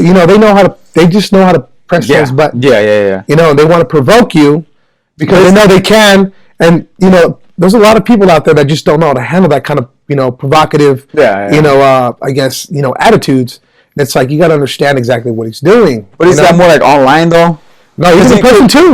Because I think more the attitude is more like on like someone can't see you, the more willing to call you a fucking name. No, for sure. The more willing to say something dirty to you. But I think that a lot of it happens too when they have a group of guys. A group mentality. Yeah, exactly. It's like, all my boys are here. I'm gonna talk some shit. Yeah. And that's true. That happens a lot. But you just have a lot of just social provocateurs like for instance, I don't know who's like Milo Yiannopoulos. Yeah, he just does it to troll people. Yeah, that guy's just a fucking provocateur or troll, you know. And it's like, just don't give this guy any attention, you know. Like that's my thing. Like if you don't like him, just don't give him attention. People like him. Like who? Like my thing. Like who are you to tell me that I shouldn't like somebody? Yeah, like that's my thing. Like, but I can understand why like some people may be attracted. No, he gets a lot of people. But I can see why he even gets it. You know, he even garners attention and even followers. And I'm like, man, you know, like that's a sad thing. You know, like you place value in this guy. Some of the shit that he says may have some righteousness in it. You know, but a lot of it is just like, come on, he's just talking shit. Yeah, you know, like come on, dude, let's not. You know, but they're taking this guy serious, and that's the thing when you fuck up. Not only that, though, but this guy sets political discourse, bro. Where he's like, you know, there's a lot of impressionable minds out there. See, but and he's making that impression on a lot of these gullies, bro. Like, but the thing is, it turns into like, should you blame him for saying it, or should you blame those fragile minds, the people around those fragile minds? Well, that's what I'm saying. Like, it's exactly. It's kind of it's a catch-22, right? Like it's the same thing. Like we're talking about saying Darwinism, right? So that could have been the same person that's listening to Milo, right? Should have been the one who got eaten by the tiger. You know what I'm saying? Like, where these tigers at? No, you know what I mean? Like that shit. So how do you kind of? Speaking of tigers, my bad. We're probably gonna go for it. Taking a U-turn here. You know that? Remember the? Oh man, I shouldn't even say it. I'm not gonna say it. What's going on tiger? Remember the guys that got attacked by the tiger at the San Francisco Zoo? Yeah, that guy was in my class. Yeah, the one that died. One of them died. Well, the one that got attacked that lived died. He passed away of an overdose. But he was cool. I was cool with him. He died from the tiger? No, that's what I'm saying. Like, Jack K, bro. Listen, I didn't get you there, motherfucker, but I'm going to get you another day. That's not a white tiger guy. Yeah. Tiger got him back. Yeah, dude. But yeah, he actually went to my class, and I remember when that shit went down, I was like, Jesus. When I seen him on the fucking news, I was like, oh, come on. That's a trip. I was like, why? And then I knew his brother, too. I was like, man, that makes sense. But yeah. But like you said, Darwinism, that guy... Like, man, I'm cool with them. I even feel bad even talking about it, but I'm just saying, speaking of tigers. I know that was a big problem because everybody here knows about it. Like, that tiger. Yeah. No, the one that I actually got was killed by the tiger. I think I would see him around in school, but he wasn't really like any of my boys or immediate boys. I think he was like 2 years younger than us. Him. And I just would see him around, yeah.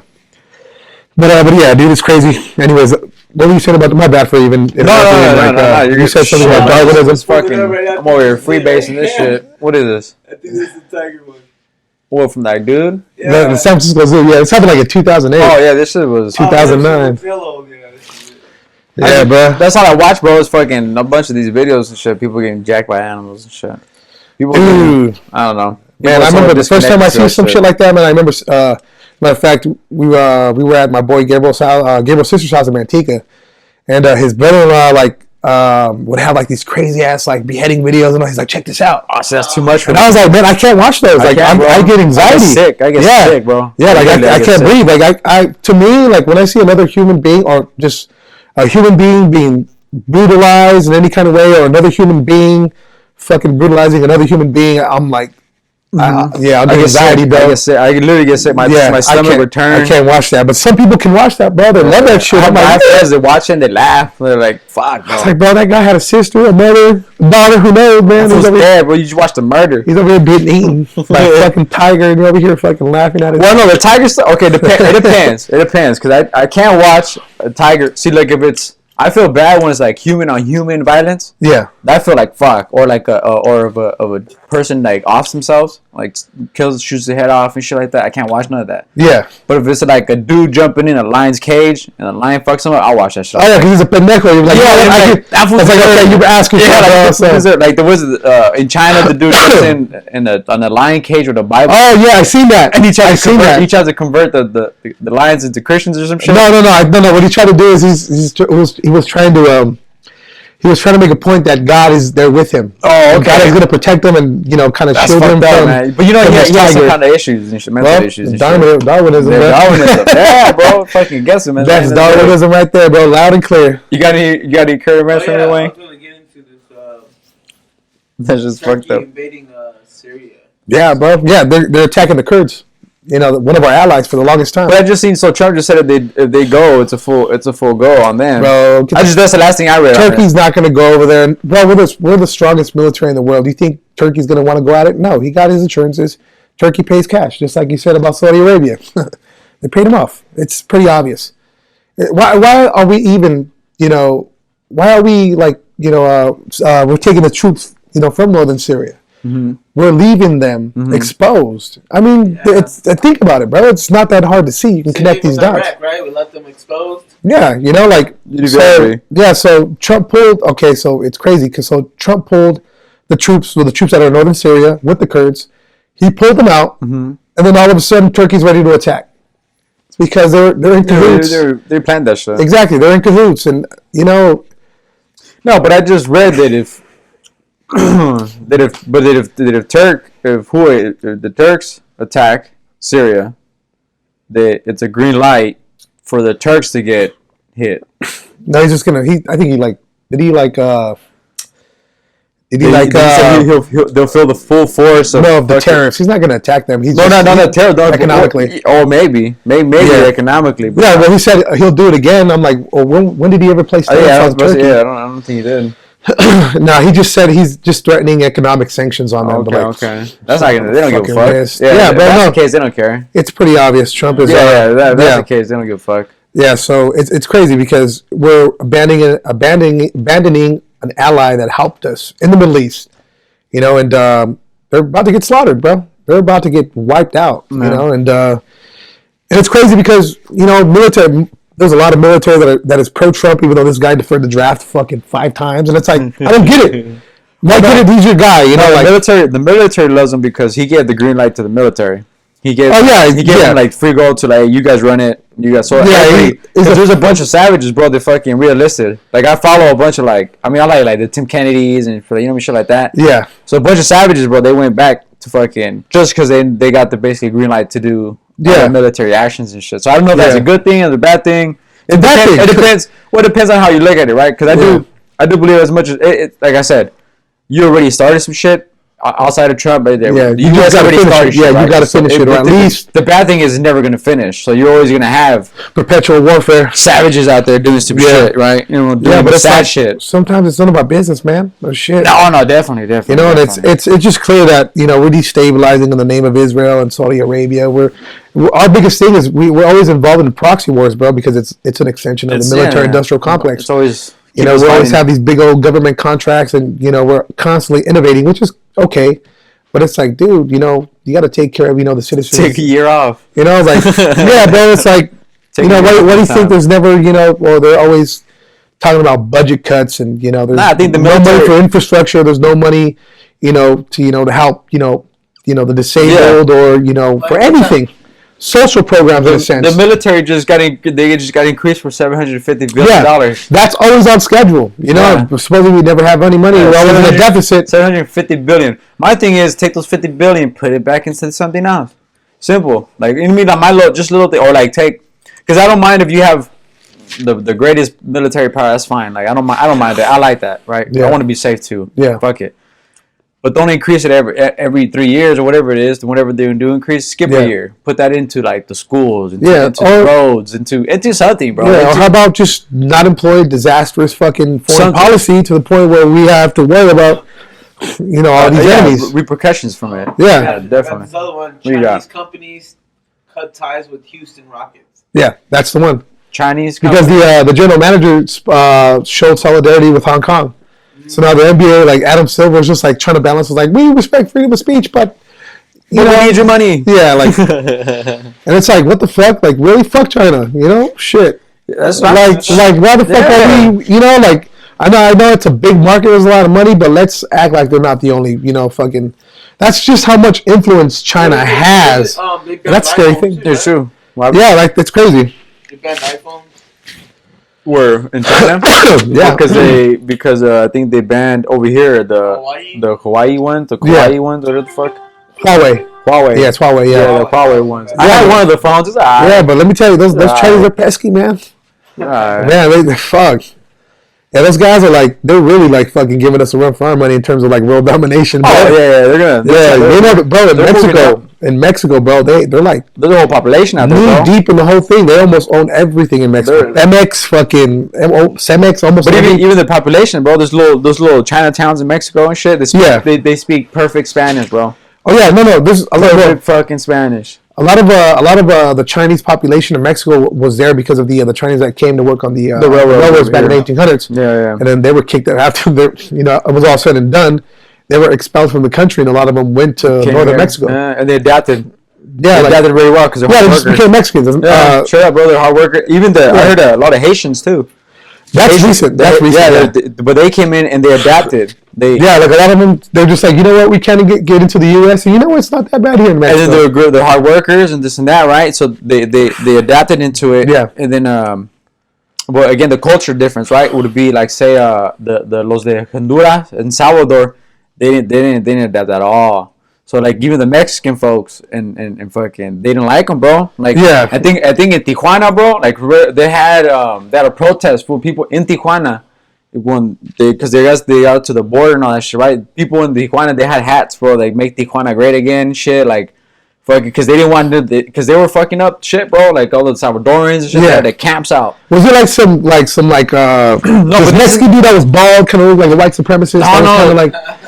These they were like from the pueblo, from there, bro, Yeah. like, because this is what I'm saying, that it's not so black and white, you know what I'm saying? There's gray in between.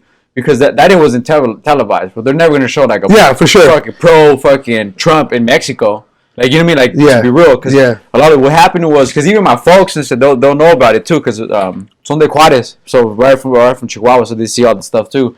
So even from there, they'll say like they'll come in for, but they left everything disaster, bro. Like, and they were the government was giving them like food and water and this and that, and they were getting mad for. They're like, nah, I don't eat this shit and fucking da da da. Like, Yeah. they were turning down. Like, well, what do you want us to do? But like, could it be? I mean, but could, a lot of it could be like I said, unsubstantiated claims, like just to make it kind of seem like they're ungrateful. Yeah. Because it could be. Yeah, but if it's both ways. not being recorded, I would think that more of like, okay, it's being put on. Yeah, no, because I heard that about Haitians, but I didn't hear nothing about that on the dude, on YouTube. There's a lot of videos where they'll show you like a lot of videos of what's going on, and you got to understand there's a lot of disinformation out there, bro. Yeah, and it's like it's hard to decipher what's really it's hard to decipher exactly what's really going on. But there's videos that can help you connect those dots. But as a matter of fact, Marquitos, told us like, yeah, bro. He's like, there's like Brazilians, bro, like in the border. There's like everything now. Everything, bro. Yeah, they're just selling chiclets, or they're just trying to get by. They're trying to get. Oh, definitely. Even Africans too, and a lot of them that came like through Brazil had to travel, through like the upper South America into Central America, and some of them didn't make it, bro. Some of them just died in the rivers, or like died because they probably were so hungry that they just stole something and they just got people shot. crossing the deserts, bro. They died fucking thirst. Yeah, it's illegal to leave in water. Like if you feel bad for and say you have land in Arizona and you go leave jugs out there and shit, it's illegal to do that, bro. Yeah, bro. If they catch you, it's illegal. Yeah, I just think that's that. like, come on, that's how's that like part of it? Yeah, sure up for they'll arrest you because you're leaving water out there for illegal immigrants because you're abating a criminal. See, semantics, bro. It's always semantics. It is. He's a criminal, even though he's a criminal. You're helping him, so therefore you're part of his crime. Yeah, it's crazy. It's fucked up. It's crazy. A lot of these people that feel that way, are like, they're like religious conservatives, and these are Christians, and it's like, man, you guys are far from it. You guys are far from the teachings of Jesus, and to love one another, love thy neighbor, or just to feel empathy. That's what it is, love and empathy. And these guys are just like, fuck these. You know what I mean? Like this, it's just Christianity in this country is just, it's a joke in my eyes. Like I said, look at.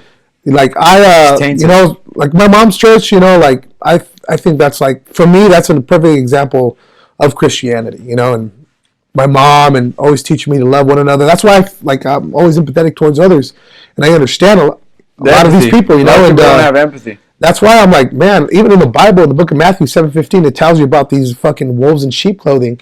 Beware of these, I forget exactly what it said, but it warned you about these false prophets. Mm-hmm.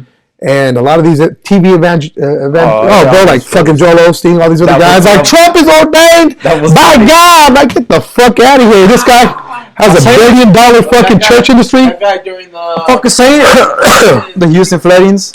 You can't come in my church. He left the doors closed and all that. Yeah, but then he opened them after he was getting all that backlash. Yeah. Yeah, these like tell me where in the Bible, It's carpet for them. like where in the Bible does it say to enrich yourself with the Word of God? You know, like where does it say that in the Bible that you can become rich by by teachers? Oh, it is. It's called. Like God expelled all the coin makers, which were the oligarchs of. There's an actual fucking term for those fools. Fuck, like Joel Osteen, all these fools. There's an actual term for them. False prophets. that too. Yeah, bro. I forgot what it is, but it's an actual word for them. It's like the way that's how it is. His name. That it's allegedly.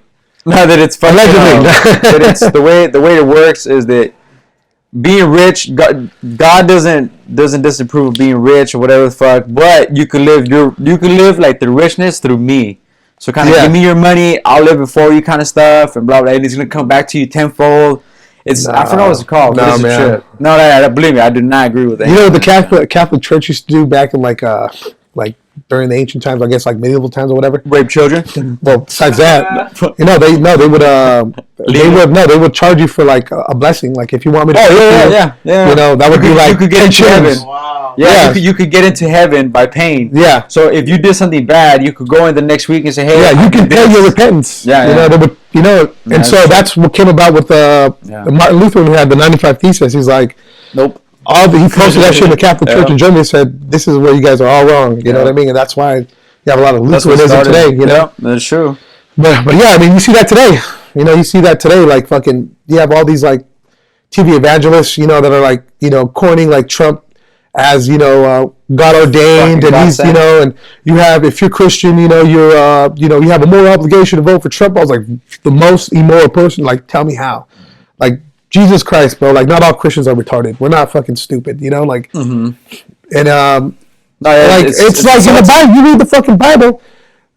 There's so many warnings, warning about people like that. That it's just, to me, it's shit too. It is fucking crazy. Like it's pretty. It's not that hard to see that these guys are just clearly fucking. They're in it. They're in it to make it. Yeah, I mean, but my thing is, my dynamic is, I think what ruins. Yeah, like what ruins religion. Should I say Christianity in a sense is fucking money, bro. Like when you have Christianity in a hyper capitalistic society, it's like. You know what I mean? Like, I think that kind of kills the empathetic, for everything, right? Money, fucking at the end of the day. Root is money's the root of all evil. And the Bible even says, where, God expelled like coin makers or people that were trying to sell, like they would go into churches, I guess, during that time, and they would try to sell people shit while they were praying. Like, oh, you want to buy this chain? Oh, you want to buy this and that? And people are like, and he was like, dude, this is a place of worship. This is where people, you shouldn't have any influence here. There should be away from outside influence, keep that shit outside the church, not in the church, because these are people that want to have, I guess they're having a personal connection with God. It's in the Bible. And he expelled them from the church. Yeah. You know what I mean? So today's society, American society, you have like a Starbucks in the front lobby of a fucking church. Yeah. These multi-billion-dollar church industries, and it's like, so they're just making money. They're just making money, and it's like, this is not what... when they pass around the thing, right? Yeah. Friendas, although, that's like a tithing. And, like, most honest churches, they'll use it for the church. For that. Or at least that's what you want. Yeah, that's what you like my mom's church. Yeah, that's what you want. Like my mom's church, the pastor who passed away, he was very close to our family, and that's just so, he would use that money to, he would fund, like, missionaries to, cool. like to Mexico and like Central America, and, like bring like clothes with them, like just a bunch of supplies to these poor areas. Because a lot of the church congregation, a lot of them came from Honduras, El Salvador, and they came from those poor areas, and they came back because like these people need help. So all that money, the ofrenda that was collected, this guy, like he never. Well, in my estimation, I never heard anything bad about him when it comes to money or anything like that. Yeah. But and he would always fund like these missionaries, help those people. And then, like, he would always have, like, summer programs, bro. Like, during the summer, he would have, like I forget, I think it was Allen Rock School District, where he had, like, all the food that wasn't served or that was just sitting there. He would, like, work with them and and have them bring the food. Get organized. Yeah, because we had a kitchen, at the church in the back. The church in the back, the little kitchen back in the days, bro. And just have, like, the homeless and, like, a bunch of kids and all that stuff. He would have summer programs there, bro. And he would always organize all that stuff. Cool. You know, so he was always active. To me, that's the epitome of a. That's what it is. Yeah. Yes, you know what I mean. Just helping the community, having empathy, and worrying about others. You know what I mean? And So to me, like my mom's church is, you know, that's why I don't lose faith in, like, you know, because it's so good out there. And my mom too, because my mom is like, you know, she's, you know, grandma's from, you know, that's my nephew over there. But anyways, my mom is very devout. Yeah. You know, my mom's always making sure that it gives you that real. Yeah, she's to me like, yeah, exactly. It gives me faith. You know, and that's awesome, and you know, all that stuff. But I can understand. I can see why people, you know, like I have respect to everybody. I have friends that are, you know, Muslim. I have friends that are like freaking out, man. I have a couple friends that are Satanists. You know what I mean? And shit, you know, but it's all love. But it's all love, though. You know, at the end of the day, I judge that person by the character, you know, by their character. Your actions, you know, yeah, exactly. You know, definitely. and you can tell just good vibes. You know, like there's some people that it's like right off the bat. I meet them and I'm like, man, I'm cool. I'm like, I'll say what's up and all that. Yeah, you feel it. You know, but right off the bat, it's like I'm not vibing with this guy because I just know there's something about him, just that bad energy. And shit. And but yeah, you know, I like to say I'm a pretty good judgment of character. You know, and it's been that way too, bro. Because when you live in Checkers, bro, like you had to like be on your toes because you don't know who the fuck you're talking to, and you don't know what their intentions are. What the fuck's gonna happen? You know, like back in the days, you used to have like some of the fools that used to have funk with Checkers. They just be walking around, bro. They're just trying to pick on somebody, and they'd be like, "Hey, what's up, man?" You'd be like, "What's up?" You're like, "What the fuck? Who's this guy?" And right off the bat, you know. So you always have to read people. Are like, wait a minute, you know, like right away to make a move. Yeah, you're going to knowing it. Yeah, like we grew up in that kind of environment, and then sometimes even the homies too could be like, you know, up to know they'd be like kind of refresh us or fuck around with us. Yeah. But you know, we grew up amongst a lot of characters, and some of these characters were, you know, pretty fucking heavy, you know, and it's like you had to learn how to. Some of these dudes, like if you said something, like they were just probably having a bad day, or maybe just they're up to no good, and if you said something, you know, stupid, boom, you're gonna smack. You're like, what the fuck? That's what you get. Should have said something. Like, what the fuck? Dude, fucking listen. Where can people get a hold of you at? Fucking on my IG, fucking Instagram, Pancho El Sancho. Hold on, fucking let me make sure. Let me make sure. Sure, yeah. It's Pancho_Del_Sancho. Just put Pancho Del Sancho, and you'll see me with this little top right here. But yeah, and then people on this GC. You can find us on there as well. If you're into gaming, fucking follow us, show us some love, and we'll follow you back too. Right, you know, so we got that follow us, we'll follow you back policy. You know what I'm saying? So, but yeah. Simon, well, thanks for coming. Good to see you, brother. Good to see you, bro. Definitely, man. Thanks for coming out, man. Shit. Man, beautiful guys.